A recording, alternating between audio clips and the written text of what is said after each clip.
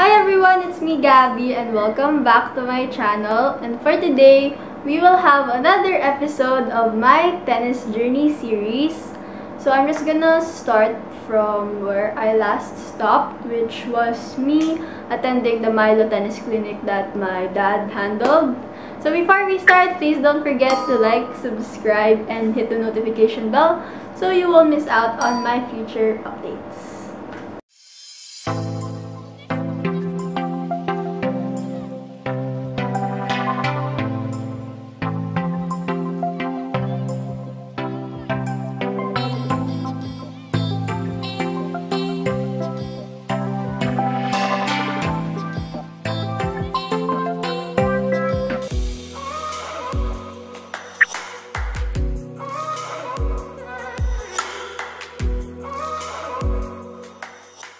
I'm sharing this with you guys because I want to give you an idea of what it takes to be a full-time student athlete, especially at a young age of 8 to 9 years old, or the first 2 years of your student athlete life.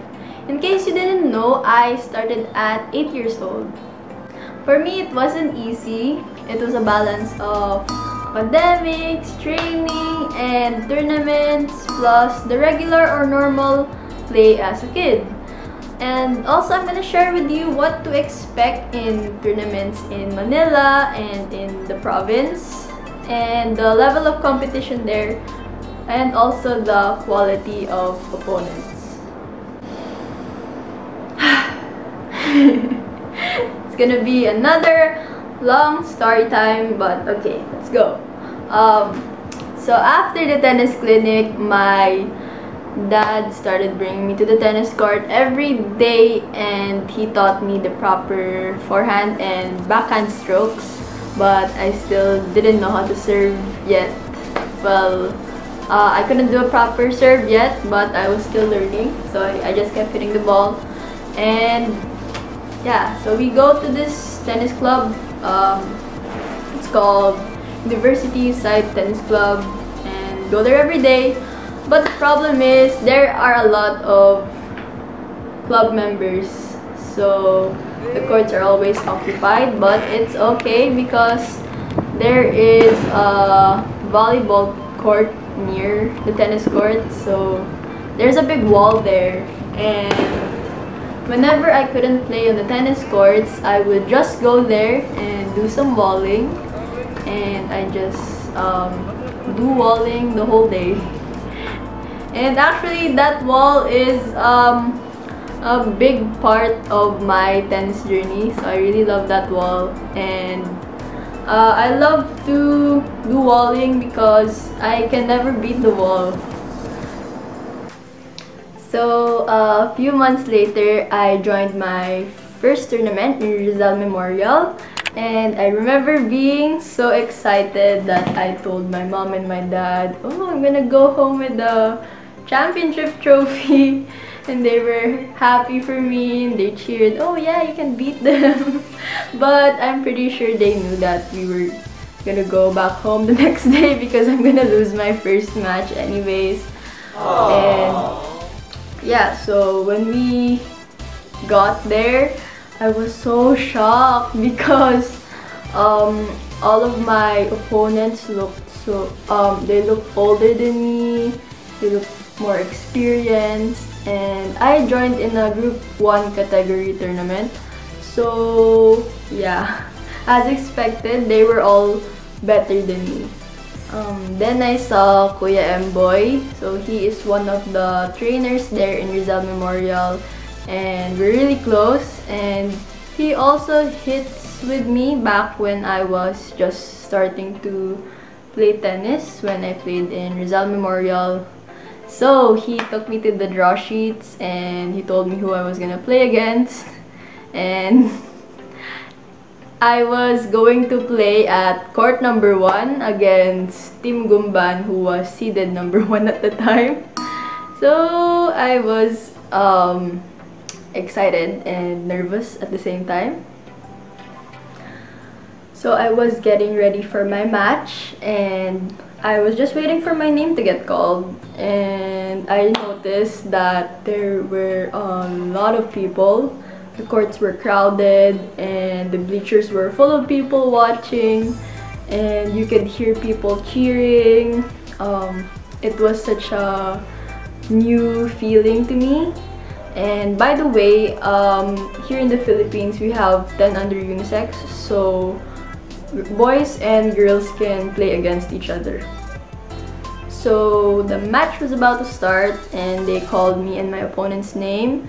So we both got in the court. Then I first saw him, he was so tall. Then we started warming up. He hits really strong balls and he also has a strong serve, and I couldn't even return it.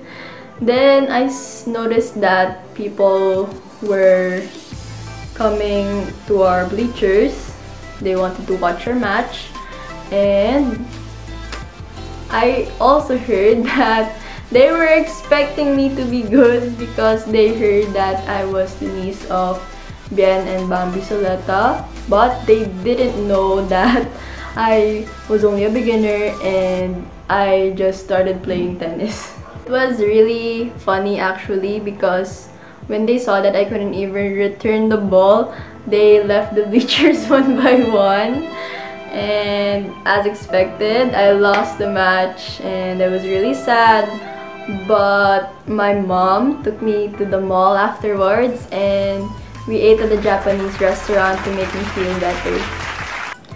So my next tournament was at Clark, Pampanga, and it's my first out-of-town tournament. And I don't really consider Manila as out-of-town because we used to live there and we have a place to stay there.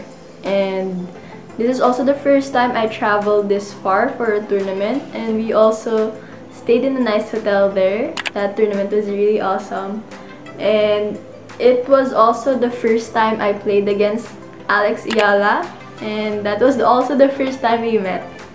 I also played against Ate Chelly Cruz, and I will never forget that match because her forehand hit my cheek.